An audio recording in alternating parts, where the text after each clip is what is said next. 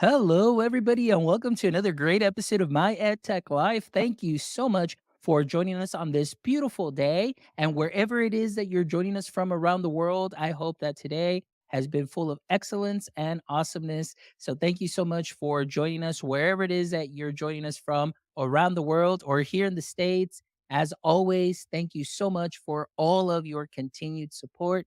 We appreciate all the likes, the shares, the follows. Thank you so much to all our brand new YouTube subscribers. As you know, our mission is to get to 1,000 subscribers this year, and we're at about maybe 280, 260 short around there. I haven't quite checked yet, but we're getting close, guys. So we thank you so much. And at this time, I'd also love to thank my sponsors. Thank you so much to EduAid, who is our newest sponsor. So please make sure you check them out.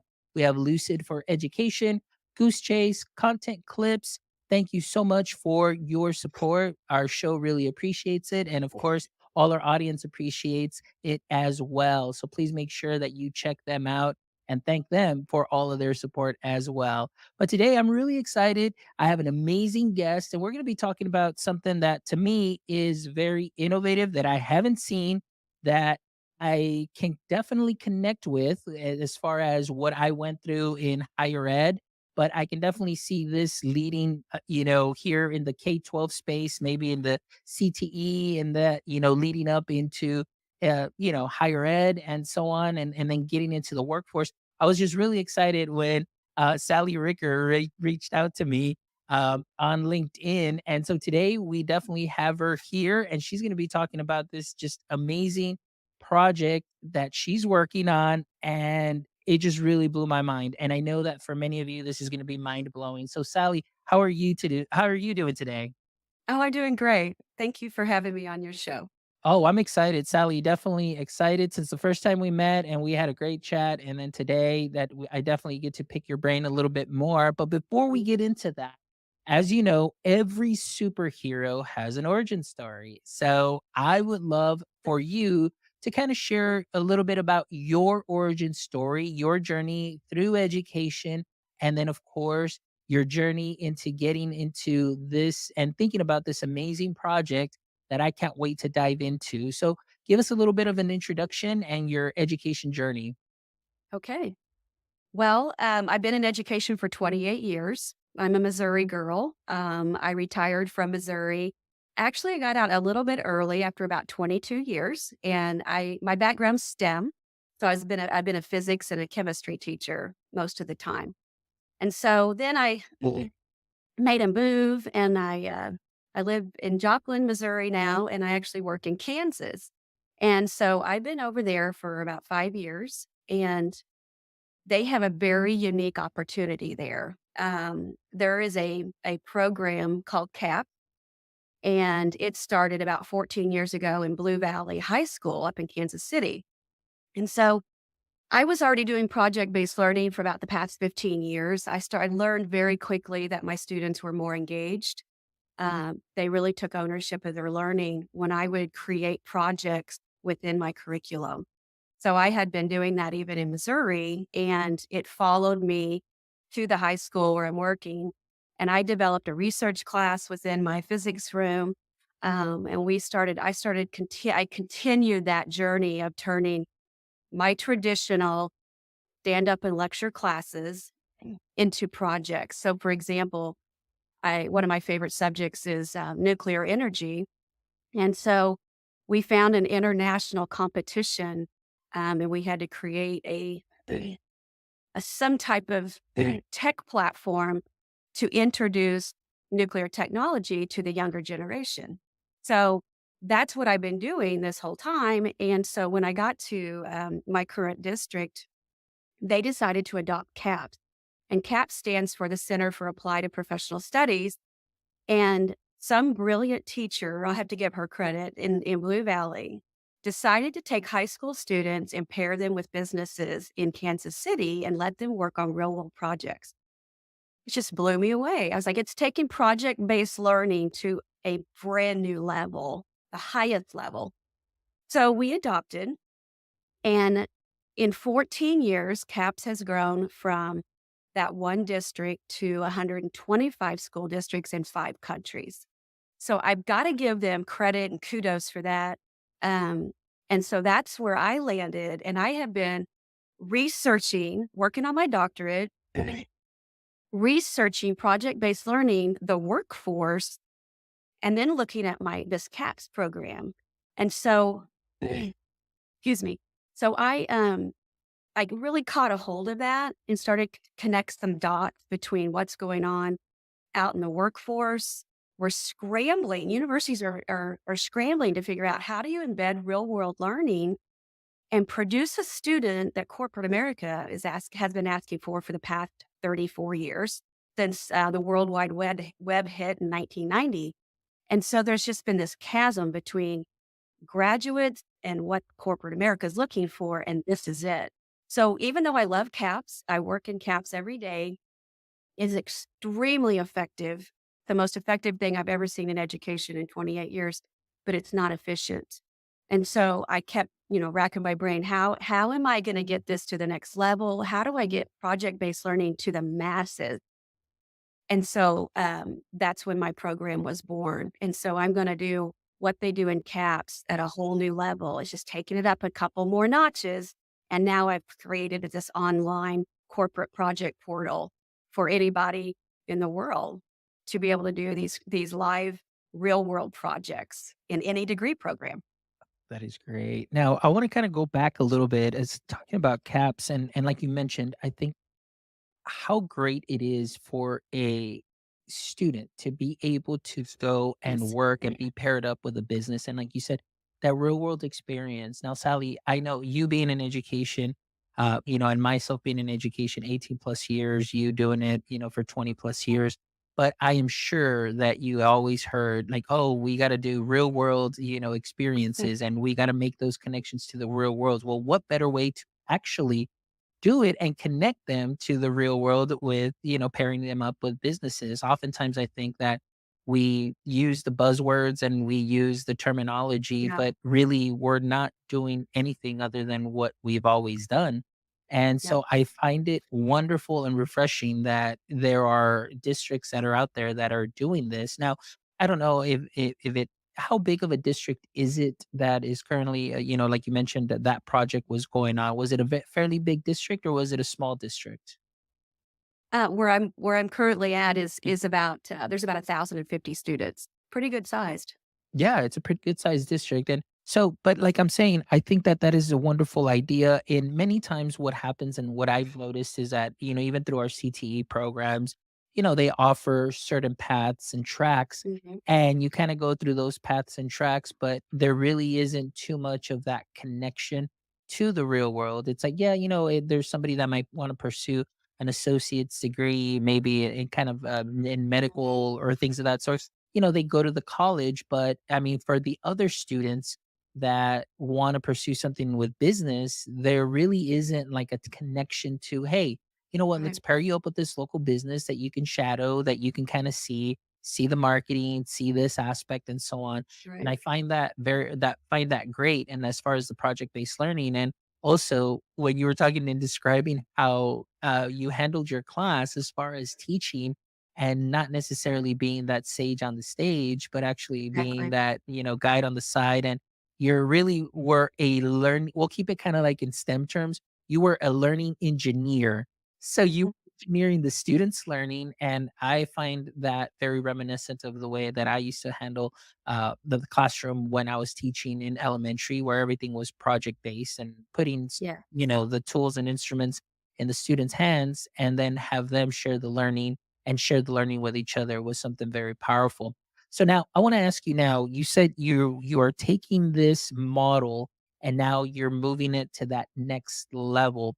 What kind of like you mentioned, I know you said that many corporations are finding it difficult to find some good talent that is Mhm. out there. So I want to ask you, based kind of on your research and what you have done up until now, how did that idea kinda stem about, or come about, I should say? Mhm. Because I know you mentioned that maybe even the universities, maybe they need to kinda change things up a bit. So, is Yeah. it based on your own experience too as well, part of the research?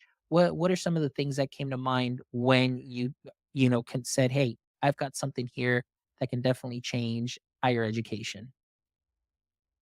Well, it really goes back to some of the research that I've done.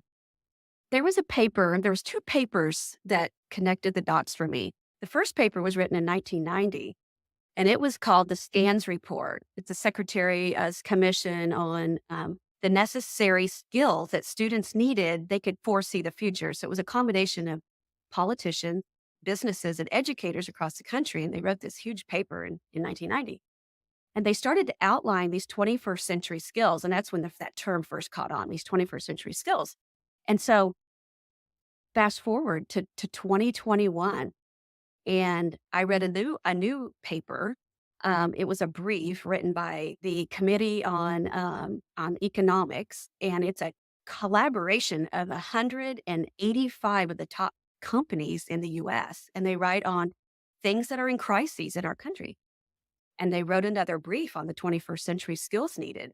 And those papers mirrored each other. So all of those, 30 years later, they were still saying the same thing. We're still not getting critical thinkers coming out of the US, out of universities. So I just started digging and doing more research towards what's corporate America saying? What are they needing? And why don't universities, why aren't they producing this type of student? And so it really comes down to metrics. The universities are very confident. They're very confident that their students are ready because they are checking the boxes, because the metrics of how they, um, not only how they train, but how they evaluate the students as they come out, those students are checking the boxes. They're making A's in those classes. They are nailing chapter 1 through 8. They got an A. So the universities are confident that these students are ready, but that is not the same metrics that corporate America uses to evaluate student success. Are they globally competitive? Can they critically think and problem solve for us? How long do we have to hold their hand before they can actually produce some good work? So that's when I really realized, okay, we've got to take this to a new level. How do we here's the other thing. Professors professors don't have time to go out and hit the street like we have to do that in CAPS. How do you find these businesses to do projects? That's almost a full-time job in itself. How do you find those? So I was interviewing a lot of CAPS instructors, and that was one of their number one, for my own research, that was one of their number one complaints. We have so much trouble finding projects. We keep going to the same companies over and over. So that's when this was really born, was I have to provide universities, high schools, tech schools, a way to grab a project so they don't have more on their plate. And so that's when I created this, and I was like, they have to be able to access and grab something for every single industry. Yeah. No, and that's definitely difficult. And couple of things that, you mentioned that really do stick out is number one, like you mentioned, the students are getting A's, they're graduating with 4.0s, they're Mhm, graduating 3.9s, whatever the case is. They look great on paper, but just that practical side of it. And I right. guess I can liken it to kind of even in education. Now, my road in education was a little different. I did get a business degree. So I started off in business and sales, and then I transitioned into education. So I did an alternative certification program. But one of the things that I did find is that as educators were coming in, it just seemed that, hey, we're not prepping them enough. Like, the teacher prep programs, or, Mhm, maybe we're lacking a little bit, but in the sense of they're not teaching you what is really out there. I mean, if you do student teaching, you get an absolute picture of what it is that you might be getting into and how education mhm, works and so on. But then the theory behind it, once you go in there, it's completely different. And the mhm, evaluation process is very different than the way your professors have evaluated you. The other thing that I kind of comes to mind, like you mentioned, when you said, how long do we have to hold their hands before they can go ahead and, mhm, either kind of blossom or spread their wings and so on. The first thing that I thought about, Sally, is just, and I guess in my experience and what I've seen is be state testing. And then I think that state testing from third grade on, our students just kind of develop this thing of, well, there's always got to be one right answer, or, just tell me what I need to do just to get the A. Tell me what I need to do just so I can pass and do this. And there really isn't enough time for that critical thinking, like you mentioned, that Mhm. hands on, like you were mentioning, you would do in your STEM classes. And then, of course, the hands on experience that CAPS was offering. And you're absolutely right. For a college professor to be out there and then for them, it just may be like, hey, you know what? I'm tenure here. Like, I'm doing what I need to Mhm. do. That's it. This is what they're evaluating me on. They're not evaluating me on anything extra that I may be doing. So, there's so many variables there, but I love the fact that you saw a problem and now you're working on that solution and partnering up with, universities to be able to do this and I think this is such a wonderful thing for our current students that would be going through these programs because they're going to develop skills that are going to put them ahead from many other candidates that Mhm. even if they're coming out of maybe like a really great named school, they don't or will not have that catalog of work that the student that's going through the CAPS or not the CAPS program, but through this program would have. And that's going to Right. really set them apart. And I think that's something wonderful. The other thing I just wanted to add, and I'm sorry, is just that the term that 21st century skills is something that I'm like, we're well into the 21st And we're century. still talking about it. Like we're still talking about it. To me, I'm like, hey, we should be working on 2030 or 2035 skills. Like, why are we still talking about this? But again, it's just the buzzwords, the terminology. It sounds great, but are we really doing anything to move towards that? And I feel that when you and I talked, I was like, this is amazing. Like, this is what we need to see more of, which is the Yeah. work that you're currently doing. So, can you walk us through now, now that you kind of described that problem that you were seeing and then Mhm. kind of mirroring a little bit about CAPS, I should say, bringing it up into higher ed. So, talk to us about that process. What is it that you envisioned and how is it that you're seeing it work right now or kind of being able to find ways to implement it into certain universities? Okay. Um, you would give you an example of like what a project might look Mhm. like. Okay. So this is a high school project, but you've got to you got to really think big and see, okay, if a high school student can do this, what would this look like at the university stage? That's what's so exciting. That our brilliant adults come from brilliant high school students. And so, we have found that this is working and it's got to work at college as well. So here's just a quick example of what do these look like. So I had about 3 years ago, I had about four young boys that were presented a problem from the city department, and the particular this gentleman was part of the housing issues like homelessness, properties that were left to the land bank that were neglected, and he just asked these boys. Here was the question: what would you do with this old abandoned building? That was 2 blocks off for downtown. That was the project. And so they really took this and flew with it, and they ended up surveying high school students were surveying college students and other high school students. They got about 240 back, which is excellent for a survey. Um, they presented this over 14 times to Kiwanis, Rotary, Downtown Advisory Board. It just caught fire when the city realized that these young people were very they bought into this program, into this problem. Everyone started listening and attending the meeting. So not only were the students excited and did they want a green space in place of that building, the adults wanted something as well. So they started to voice their opinion. They wanted outdoor concerts downtown and a place to watch movies on the weekends and festivals and a Christmas tree lighting ceremony spot. So it was just wonderful for our community. Everyone got on board. And so it's not just a student project. You start to embrace people in town. And, we did the young men designed bathrooms to accommodate adults with disabilities.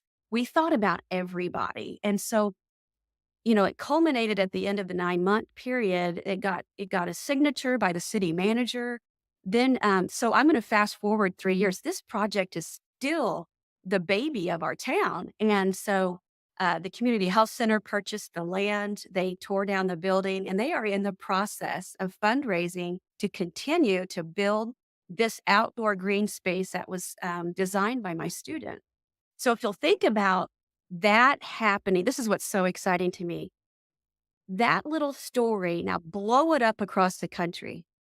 Think about university students who are hungry for a real project. They're hungry to have corporate contacts. They could have multiple before graduation. That's the best part is they have these e-portfolios and they can have 6 stacked, projects for people to look at.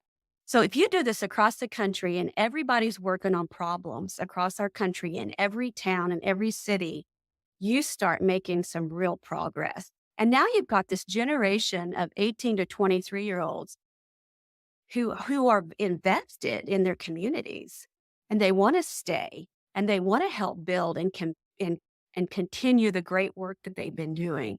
So it's not just a project, it's a vision of what this country could become.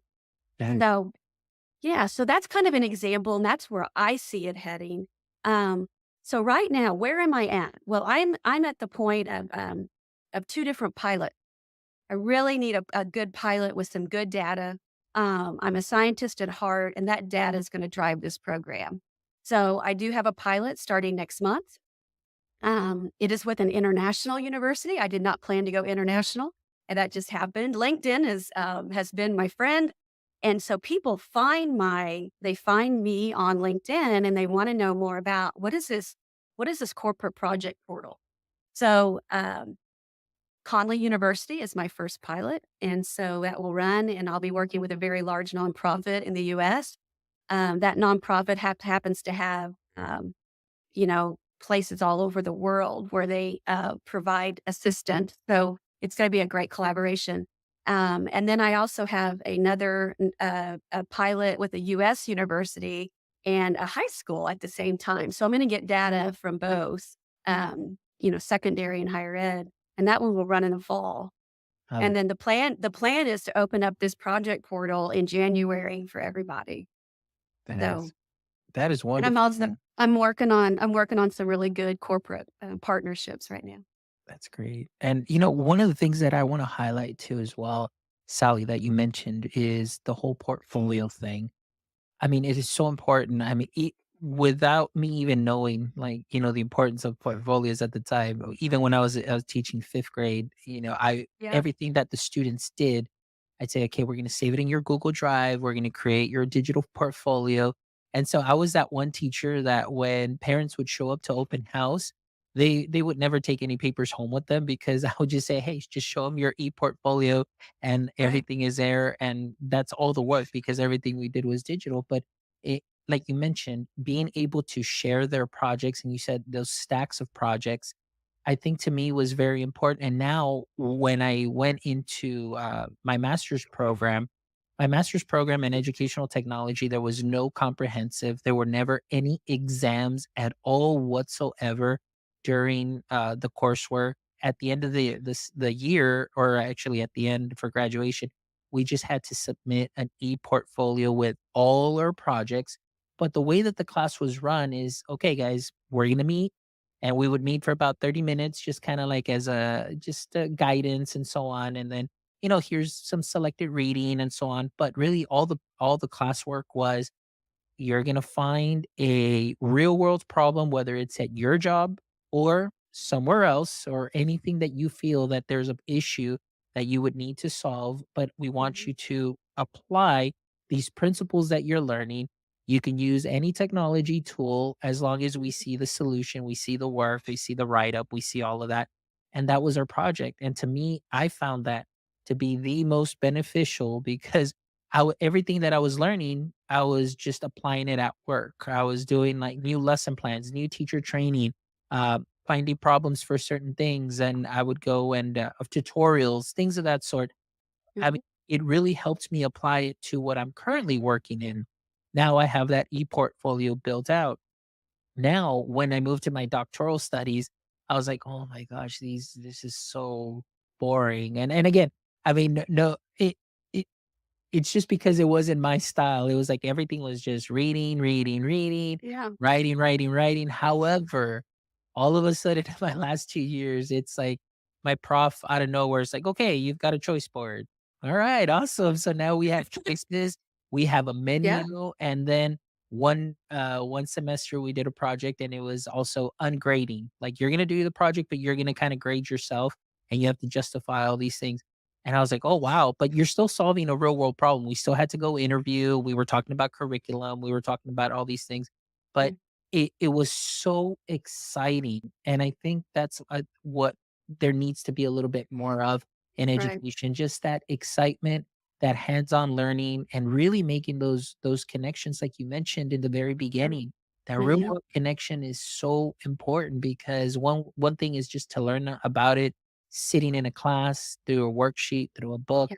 but when you're actually putting it in action and learning a little bit more and diving in deeper in that experience can really take you to a whole other level. So I applaud your work and what you're doing and bringing this into the universities, and hopefully this is going to expand and go even bigger. So now I want to ask you, as far as the way that the program is going to work, Yeah. is this, for the university, you said it was Conley University. So Uh-huh. is this going to be something that students can just sign up for? Is it right now currently just for one department? Tell us a little bit about how that's going to work to get students in and what the expectation is for those students at the end of the coursework. Well, so for Conley, she wants to open it up to her MBA program, as well as another. She's going to select another school within her university.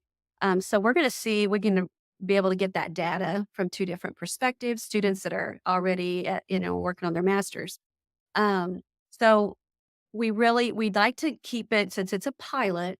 We're probably going to offer two projects. So normally, when this really rolls out, there's going to be projects loaded by companies all over the US, and we're gonna make sure all 165 sub industries are represented. And so choice and voice, you said something earlier about students choosing. Choice and voice is a huge part of project-based learning, and the students should be able to grab and embed a project that they feel is most beneficial for their degree. So whether it's they just want to go work for IBM, well, then go grab an IBM project and let someone see you there. Really impress them. So you're going to get an interview. Someone's going to notice you. Or it might be they want to work, they just really want a really good business project to add to their portfolio. So we're going to probably work on two different projects loaded into the portal and let her students choose, so they at least get a taste of choice and voice. And then they will have about a 6-week period of working on this. They will have I've just created a video. This is going to be run from videos, really, so I could train people very quickly. You can train a professor how to do this in 6 hours. They're going to love it. They're just going to love the freedom that they have of allowing these students just to go through the roof on learning.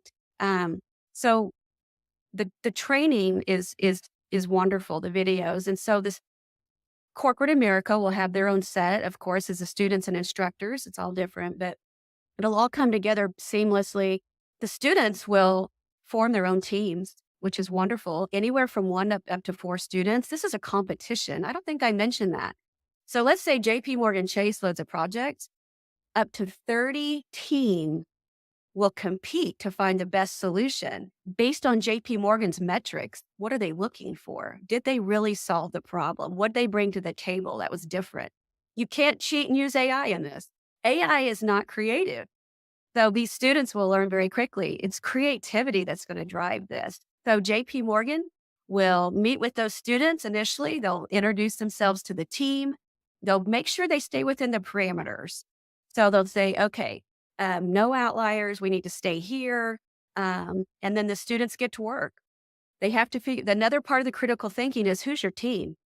Your best friend might not be your best teammate on this. Who do you want? You may not even know your teammates. They may be, for my pilot, one student might be in Taiwan and one might be in Hawaii. So you have to pick carefully. That's part of the process.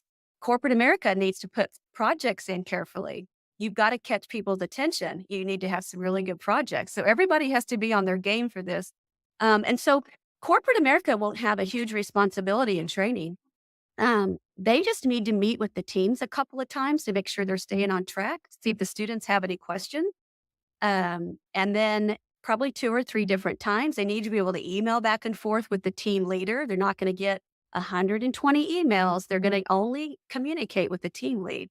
And then the final presentation. The instructors will also keep them within the lane. The instructors will take daily questions. Can we use this platform? Are we allowed to embed Canva into our project? Those types of questions. And then we will have the end presentation. Most of these, of course, will be through Zoom, unless you choose a project that's in your hometown. That's another way to be a great critical thinker. No, I'd kind of like to meet with these people in person, but not everyone's going to have that opportunity. So then they do the final presentations. Corporate America is going to pick the best project. And then I didn't mention that there's another level of this. And then I have created the PBL draft, which is, I like football, so I like that title. So I have decided that these top project winners are going to be pipelined into my subscription recruitment journal for the best project based learning projects in the country. So corporate America can go in there and click on Sally Ricker, and they can look at my 6 or 8 projects that I've done in college, and they can see my progress. They can see how I've grown as a freshman till the end as a senior, because you know what these students are going to learn? This is the most beautiful part. There are steps to critically thinking, and it doesn't matter what your project looks like. You repeat those steps through anything. You're still going to use project management tools, and you're going to brainstorm and dump those into buckets, and you just do that every time. It's just for a different employer or a different company. And so corporate America is going to be able to click on this student, and they're going to see their progress, and they're going to see they are a critical thinker. They can come to work for me on day 1 and get something done. That is great. This is really exciting. So, like, seriously, like right now, I'm just like, wow, if this was available, just here in my university or in any university, actually, Yeah. because like It will be soon. you're absolutely right. There is a hunger for something different, for that added value. Now, a couple of things I do want to highlight is number one, as you were talking and describing really what the professor would do, again, being that learning engineer, really Mhm, stepping down and being that guide on the side, because the students already have kind of that rubric, or the expectations have been set by the company based on the project mhm, as far as where they can go and where they can reside in and so on. So that's great. Another thing that you hit on is just that collaborative experience or mhm, collaboration. I mean, it's very difficult many times. And even through my master's program, I mean, it's not easy because you're online, you're in a different mhm. time zone, work gets in the way, family, things of that sort. So being able to kind of juggle all those things and manage, that's something that is a valuable skill. How to adapt to those situations, how to improvise should something not go right, either during the presentation time or during the project. And also, it works on to helping somebody overcome those difficulties or barriers that maybe they didn't see were there, or the working together.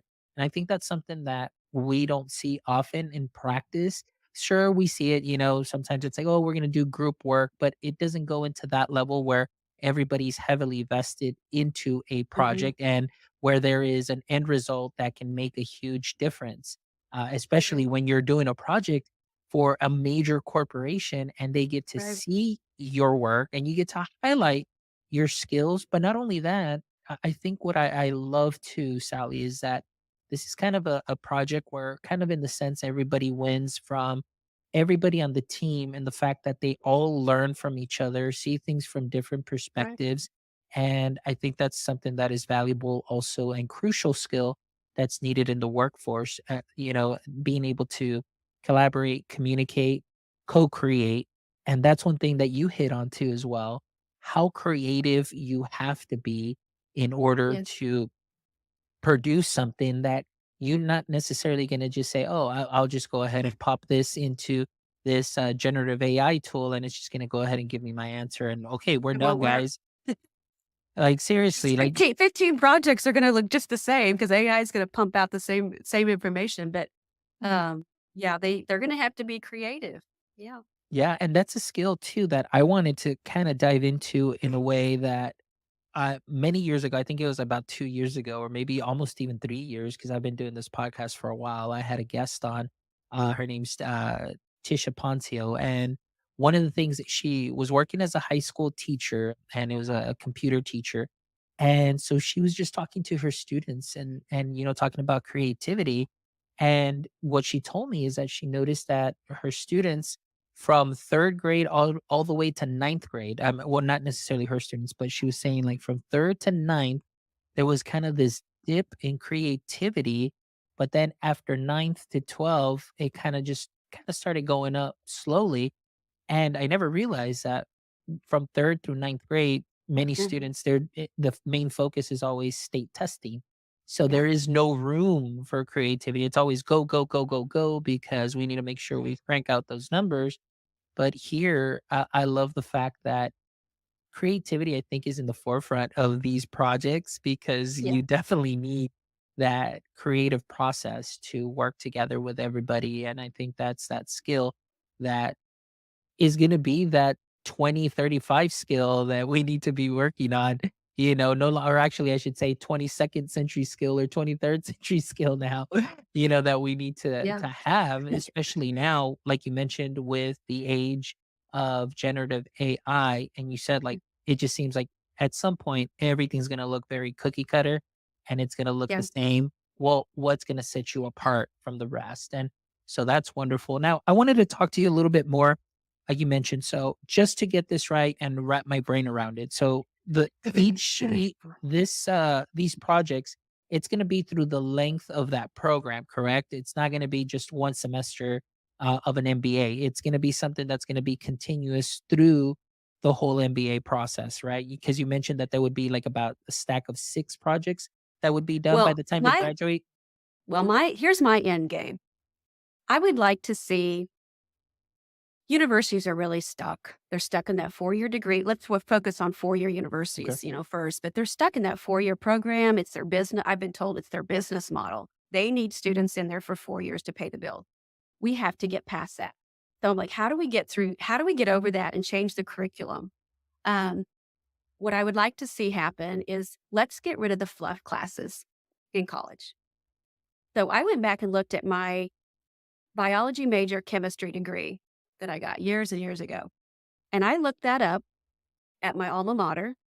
I was shocked that you can still take jewelry making and history of pilgrims for a biology major. No one has ever asked me about that. Corporate America could care less about that. That is not a well rounded student. That may have been a well rounded student back in 1980. That is not what corporate America says is a well rounded student. They want students who can create and collaborate and communicate and have critical thinking skills. And that is those are the top four. So we have got to get over the well-rounded student courses. And instead, we need to pluck those out of that degree program and we need to insert these corporate this program for these projects. So my ideal situation would be you start as a freshman. If you've never done this before, it's almost like an exploratory class. Grab a project, see how this works. There's a lot of reflection that goes on in this program.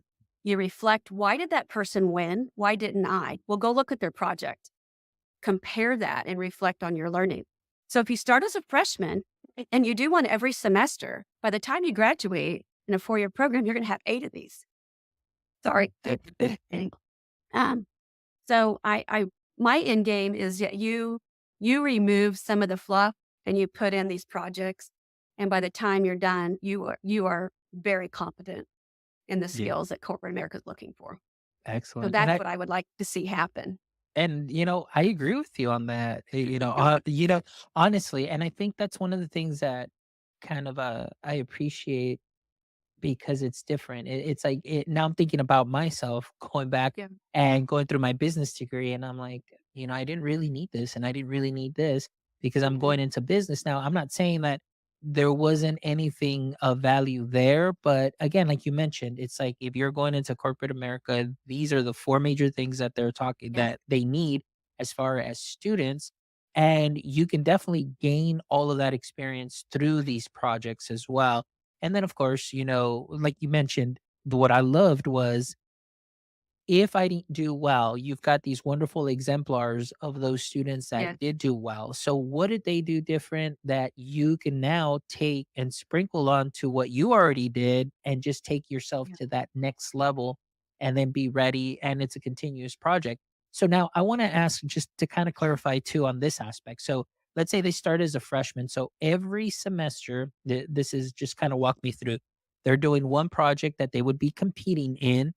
Now, at the end, like you mentioned that the winners, is it the winners from every semester that would be put into your catalog that you would have available to corporate America? Or is it at the end, is there like a, I guess, not like a grand champion, but like, just kind of a, There will be, yeah. There's okay, I'm gonna take so there could be thousands literally in a okay. couple of years. We could have thousands of projects going on. So we're gonna look at the winner of each project, Mhm. and they will get pipelined over. And then I'm gonna have a board of directors or something like that in the journal that so I'm not voting, so we'll keep it honest. But I want them to pick the top 100. I want Caterpillar and Chevron and Phillips 66. I want them to say, I'm going to get in that journal. I want to look at the top 100 students and the projects that they did in this country. It's international as well. So I'm going to have a high school section in the journal, a US section, and an international section. So it really depends on what corporate America is looking for. But you can find the top critical thinkers in the world in my journal. I love that. That is wonderful. I mean, to me Isn't that going to myself, be fun? That it makes me so is. excited about education. No, but it is so exciting and so novel in the sense that, I mean, for me, I feel like, if I were to go through this project myself, the fact that I have a better chance or access, not only am I learning from these projects that these companies Yes. are putting into this portal, and I'm learning, it's almost like I get to choose my pathway and say, okay, maybe there's IBM, but hey, you know what? Maybe Yeah. Caterpillar's over here.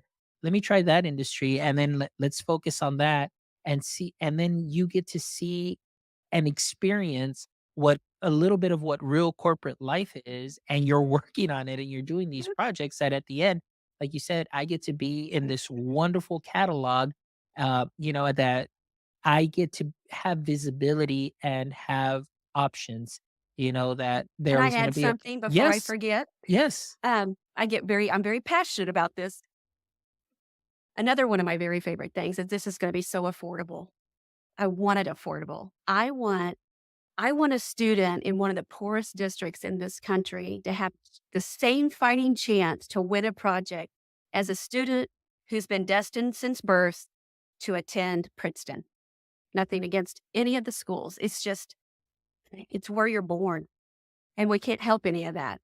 But let's give everyone this chance. Let a student from Jackson, Mississippi have a chance because guess what? They're brilliant. They just need a place to shine. So I'm so excited to be able to offer this to everyone. No exclusions. Everyone's on the same page. Go out and impress them. And I think kids will get goosebumps.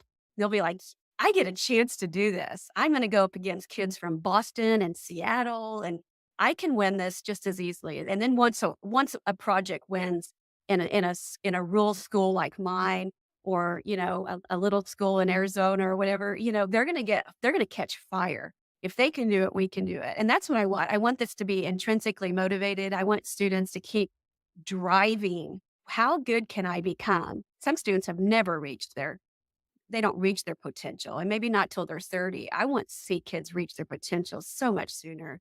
So, and then another end game, I have lots of end games, but another one is I would like to see corporate America adopt school districts that don't have much to spend. They can't do this. They can't spend $59 on every student to have access to projects for a year. Okay, then you need to call me. We need to set up and collaborate so that Walmart adopts Jackson, Mississippi. Let's adopt them. Give every student a project every single year. And that doesn't mean all the projects are for Walmart. It just means Walmart's going to back this, Mm. or Lowe's or Home Depot, and let these kids just be all they can be. Oh, I love that.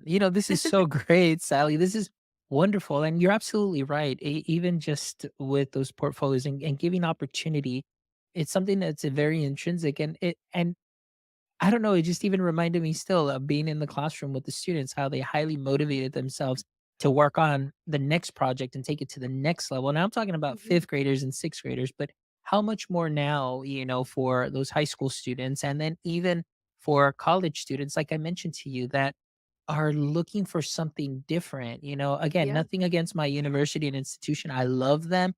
But it wasn't until that those last 2 semesters before starting dissertation that one of my profs just, I don't know, just out of nowhere offered that choice board. And I was like, oh my gosh, like this is such a breath of fresh air. And Yeah. and it just made me more excited about the project and then so on. And I can definitely see this. So Sally, thank you so much for this wonderful share and the work that you're doing. And so, Sally, for all our audience members that Yeah. are catching this, on the replay, and they're interested in getting some more information, or maybe there's, maybe some companies that would love to reach out to you and help support. Yeah. What's the best way that they can go ahead and reach out to you to get some more information and get in contact with you? Well, they can absolutely go to my website. It's thepblcompany.com. And there are a few buttons on there where they can fill out some information. It'll go directly to me. They can also find me on LinkedIn, and they're feel free to message me there. And so I think either avenue is gonna you're gonna be able to reach me. Excellent. No worries. And we'll definitely make sure, guys, this is going to be all the information will be linked to the show notes as well. So if you're listening and this really caught your attention and you see the potential in this and you want to get some more information, possibly even bringing it to your district or your university, or you just want to collaborate and just pick Sally's brain more, please feel Yes, free to please reach do. out to her. Yeah, please reach out. She is amazing. She's wonderful and she definitely has a passion for this. So please make sure that you do reach out. Well, Sally, before we wrap up our show, I Yeah. always love to end the show with the last 3 questions here. And these are the popular Okay. questions that all our audience loves to hear from our guests or the responses that our guests give. So here we go. Question number one. We know that every superhero has a weakness. And for Superman, that kryptonite was his weakness, or we can think about it as a pain point. So I want to ask you, Sally, in the current state of education, what would you consider to be your current kryptonite? So my pain point in education right now, it would have to be what I mentioned earlier, is that we're so close to bridging universities and corporate America.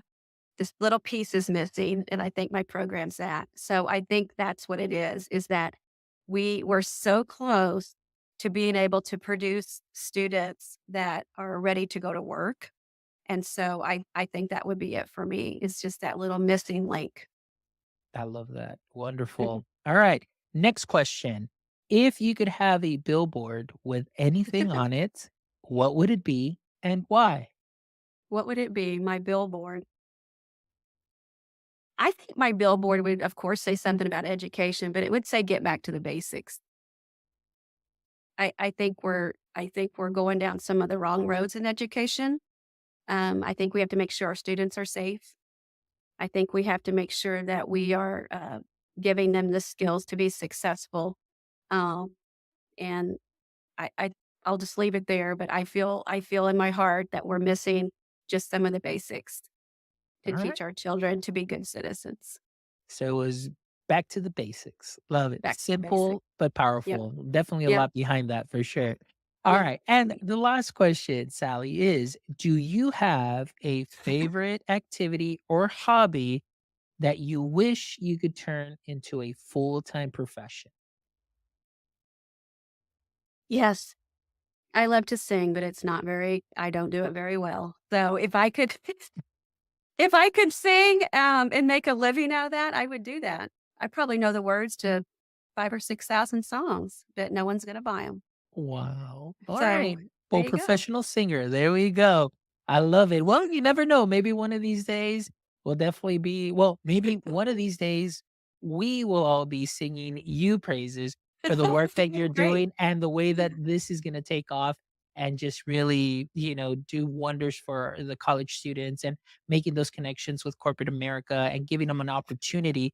Like you said, the goal is to help students reach their full potential a lot earlier and give them access to these projects and give them access to corporate America training and learning at such an early age. So Yeah. I'm definitely excited about what you're doing and the projects that you're working on. And I definitely wish you the best. And hopefully, like I said, maybe within 6 months, 8 months or so, I would definitely love to have you back on the show and then just to kind of give us an update, share some Okay. successes, share all of those things. So this is an open invite for you to definitely reach out and come back Okay. because I myself too would love to hear more about what things happen and how everything continues to grow and see some of those results too. Maybe Okay. even be a judge or something. I don't know. I'm just throwing myself out there. Yeah. But anyway, Well, I thank you so much for having me on today. It's exciting. I'm passionate about this and I just we got to get the word out. I think this is the new education revolution. absolutely. Well, thank you, Sally. And for all our Thank audience members, thank you so much for listening to this episode. Please make sure that you visit our website at myedtech.life, where you can check out this amazing episode and the other 270 episodes that we have with educators, creators, education practitioners, founders, and so many more. I promise you that you will find a little bit of something there for you that you can take and sprinkle onto what you are already doing great. So thank you all always for your support, and please make sure that you follow us on all socials. Thank you so much. And until next time, my friends, don't forget, stay techie.